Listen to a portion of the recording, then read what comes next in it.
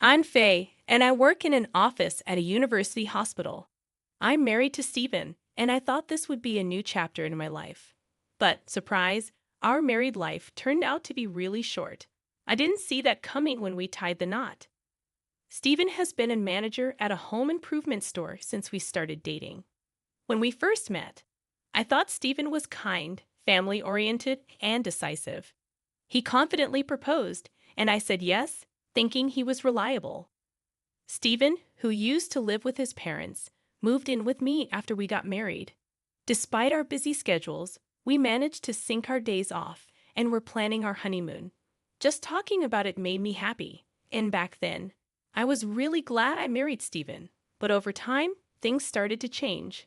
Our home, where Stephen and I lived, was a 3-bedroom apartment just 2 years old.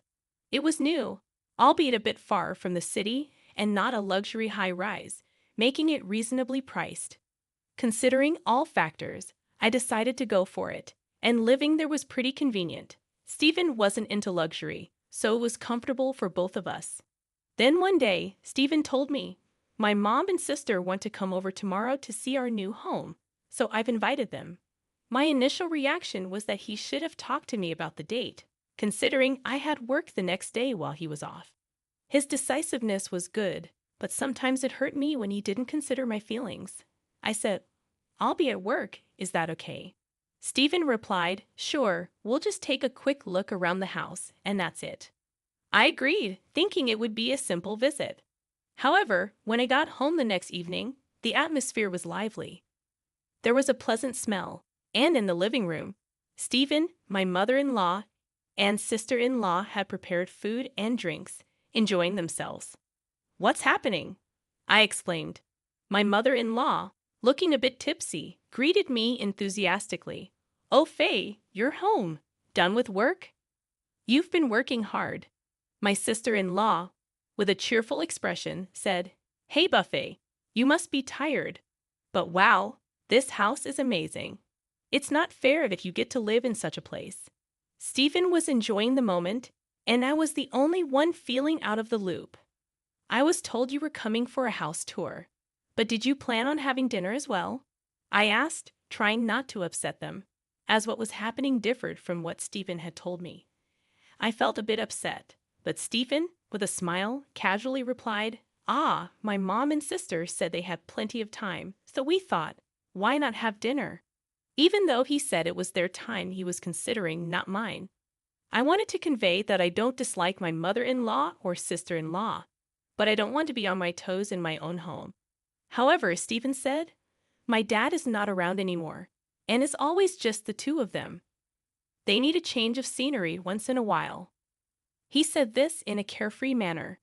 Hearing this, my mother-in-law said, "Stephen is such a kind boy, Faye. You should appreciate that you got to marry Stephen," as if I was being taken care of by Stephen. I wanted to retort, "I'm working and earning too, you know." But then I thought, maybe it's okay to let them have a family dinner once in a while. So I decided to step back. I didn't want any conflict, and they had bought the groceries and prepared the meal themselves. But then my mother-in-law said something that left me shocked. "But this fridge is stocked with good meat, high-quality meat. Really, it is delicious." I couldn't believe my ears for a moment. My mother-in-law and sister-in-law were clearly using our groceries. The alcohol and snacks my sister-in-law enjoyed were the exact ones we bought. "Didn't you get these yourself?" I asked.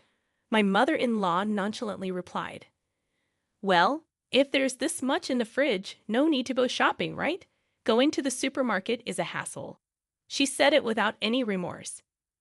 To add to it, she said, "I'm tired now, so if you want to eat something, Faye, you'll have to make it yourself." I was genuinely angry about the whole situation. Though my emotions were ready to burst, I somehow managed to suppress my anger and responded with a forced smile. "Is that so? Well, I'll handle my share then," I said, heading to my room. It seems some of my frustration leaked out when I closed the living room door, making a louder noise than intended. Shortly after, I could faintly hear my mother-in-law and sister-in-law talking. "Oh my, is she always this rough? Is she okay?" My sister-in-law added, "In such a nice house. I wonder if Faye won't end up breaking something, right? Stephen casually responded. I'll remind her later. She's probably just tired from work. And after all that, my in-laws left without cleaning up. Stephen even came to my room and lightly scolded me. What's with all the irritation? It's not nice to my moms, you know. Honestly, all this without my permission, and them leaving without cleaning up was too much. When I told him, Stephen tried to pacify me. Calm down, it's a one-time thing. I'll take care of the cleaning, just relax. I wasn't convinced, but I thought it wasn't worth a fight and managed to suppress my anger. I forcibly considered it part of Stephen's family love and regained my composure. With our honeymoon approaching in a month, I didn't want to ruin our relationship. After all, this wouldn't happen again. Now I just need to focus on our honeymoon and lift my spirits. However, that honeymoon turned out to bring misfortune. A month later, we embarked on our honeymoon, a 3-night trip to Alaska. While I wouldn't have minded an overseas adventure, Stephen preferred to keep it simple. He felt staying within the country was sufficient, so we settled on this plan. The hotel we chose was nice, and we enjoyed the local cuisine, hot springs, and the mesmerizing northern lights, creating cherished memories. As our delightful journey neared its end, we began our journey back home, feeling a tinge of sadness that it was over. We talked about planning another getaway someday. However, just as we were about to reach home, a sudden realization struck me. Did I remember to lock the bathroom window before leaving the house? Living on the 4th floor of an apartment building with a small bathroom window, I didn't think there was a risk of burglary. Still, the thought crossed my mind, and I mentioned it to Stephen. His casual response was, "It'll be fine. My mother and sister are there." I was perplexed. What? My mother-in-law and sister-in-law are at our house now. I didn't hear about this. Stephen, with a calm expression, casually replied, "Oh, didn't I tell you? They said they'd clean up while we're away. It's really helpful, you know. Dust piles up after 3 or 4 days." He said it cheerfully, revealing that he had given the house keys to my mother-in-law without informing me. This revelation stirred my frustration once again. From that point, I barely spoke to Stephen and hurried home faster than usual, anxious about what was happening in our house. Upon entering the living room, as expected, they were having another gathering. Moreover, dishes made from food likely taken from our refrigerator were spread out. "Oh, you're back. Did you have a good time?" My mother-in-law casually called out. I was in no state to give her a proper answer. Despite her mention of cleaning up, the place was messier than before, and there were even more bags from my mother-in-law and sister-in-law. Seeing all that, I couldn't contain my frustration any longer. "Enough. What are you doing? Please go home. This is our house. It's a problem if you keep doing as you please," I blurted out, unable to hold back my emotions. My mother-in-law remarked, "Why are you so upset?" I'm not in a position to say anything. This is Stephen's house, so there shouldn't be a problem with whatever we, as his family, do. My sister-in-law, adopting a somewhat arrogant attitude, added, "Exactly, Faye. If anything, we have more right to live here than you." I just can't grasp their perspective. I'm contributing to the expenses of this house too, you know. It's as much my home as it is yours, so I expect you to seek my permission as well. I was overcome with a sense that I no longer wanted to hold back. There was also a concern that if I didn't speak up, they would overstep their bounds. What fueled my determination further was the unexpected remark, "Hey, Faye, you need to stop. How can you speak to my family like that? We're all going to live here from now on. Don't be so selfish." His words left me momentarily stunned. Living with these in-laws? Was it decided without my knowledge again? Unable to suppress my frustration, I retorted back to Stephen. "So why do you make decisions on your own without informing me? Can't you consult with me at least once? Who's being selfish here? This is ridiculous." The cheerful atmosphere from our honeymoon trip was nowhere to be found. The room had turned into a battlefield, but as always, Stephen was the one to put an end to the tension. "Enough. If you dislike living here so much, Faye, you can leave," he commanded, as if delivering a final blow. Surprisingly, his words had the opposite effect on me. They brought a sense of calm. It dawned on me that I couldn't continue living with these people. If that's the case, there's no reason for me to stick around with Stephen and the others. I could have questioned Stephen when he made that statement. Are you sure about that? However, my inclination to avoid further entanglement prevailed. Thus, I nonchalantly responded, all the while sporting a smirk. Okay, got it. I'll be out of here in no time. My mother-in-law and sister-in-law might not have grasped why I was grinning, but they would eventually figure it out. Subsequently, I swiftly packed only the essentials and left the house. Stephen's parting words were cool off for a while, but I was already composed and harbored no intention of returning. He seemed to assume I would come back. I reached out to my parents, requested temporary accommodation, initiated divorce preparations, and commenced the search for a new place to live. Although Stephen attempted to call me several times, I ignored him due to my busy schedule. After about 2 months, I had settled into my new residence.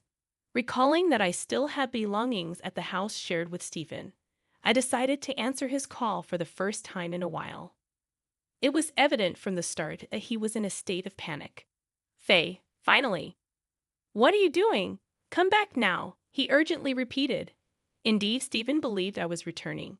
Remembering this, I responded firmly, "No, I'm not coming back.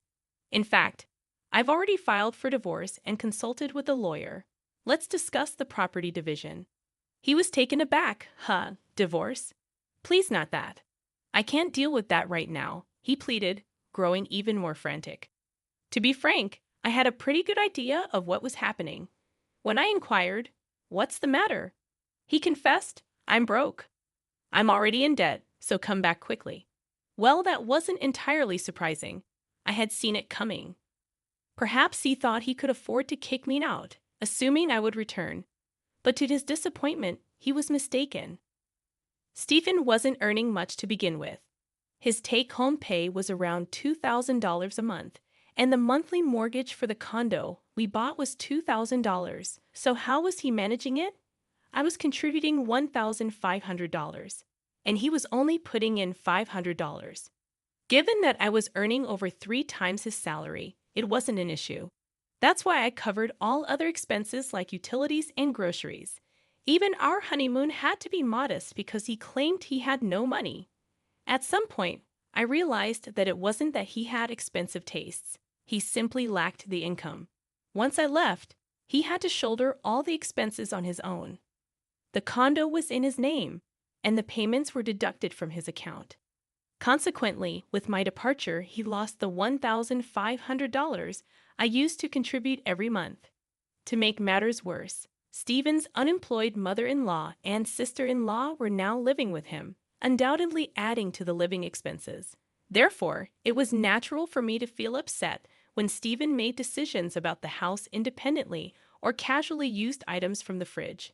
With just his salary, they wouldn't be able to make ends meet for a month, and drowning in debt seemed inevitable at this rate. My mother was furious, demanding, "Why did you kick Faye out? Come back home immediately and do something." I was left speechless, realizing that his mother and sister were under the mistaken impression that he earned a decent living given his title as a store manager. However, the harsh reality was that this title didn't necessarily translate into a high salary. We had bought a reasonably decent condo, and they wholeheartedly believed that Stephen was the primary contributor. It was pitiful and could only be described as foolish. Additionally, it turned out that the mother-in-law, having exhausted all her deceased husband's assets, ended up moving into my house broke. Despite previously living in a rented apartment, they seemed to have properly terminated that lease. The situation made me cringe at having any familial ties with them. Now more than ever, I wanted to finalize our divorce. Upon suggesting, proceed with the divorce process with your lawyer. Then we'll discuss the financial aspects. Stephen responded, "Oh, really? Okay, so all I have to do is fill out the paperwork with my lawyer and send it back to the court, right?" His voice sounded relieved. Our divorce was finalized without any complications. While visiting my previous residence to organize my belongings, I completed the shipping procedures for my luggage. Despite his mother and sister being present, Stephen said, "Phew, you really saved me, Faye. I'm already $10,000 in debt. If things continue as they are, it's going to increase by another $5,000 this month." I was shocked at how rapidly he accumulated such a substantial debt. Evidently, his mother and sister had extremely poor spending habits, yet they seemed shameless, grinning while relying on my financial support. So, I suggested, how about your mother and sister start working for the money? If all three of you contribute, it should somehow work out, right? Stephen and his mother were taken aback, and he questioned, aren't you going to help us out? What does that mean? Calmly, I responded, what does that mean? That should be my question. Why should I cover your living expenses? Earn your own share. I didn't say I would pay. I said I would consider it. So I came up with a way for you guys to sustain yourselves. They started making a commotion, insisting, this wasn't our agreement. Are you really our daughter-in-law? I replied, I'm not your daughter-in-law anymore, so good luck. I then got into my car and left my former residence. After a while, my mother-in-law and sister-in-law reluctantly began their job search. However, due to their laziness, they didn't make much progress. Meanwhile, the loans kept piling up, and living expenses continued to grow. Despite this, they maintained extravagant tastes, and Stephen's debt only escalated. Eventually, he resorted to borrowing from some risky sources, living in constant fear of debt collectors. On the other hand, I could finally use my hard-earned money for myself, enjoying hobbies and travel. Living a fulfilled life motivated me even more at work. One day, a colleague at work, who had been a listening ear during my complaints about Stephen, approached me and said, "You've been glowing recently, Faye." This became an opportunity for us to start dating, further enriching my daily life.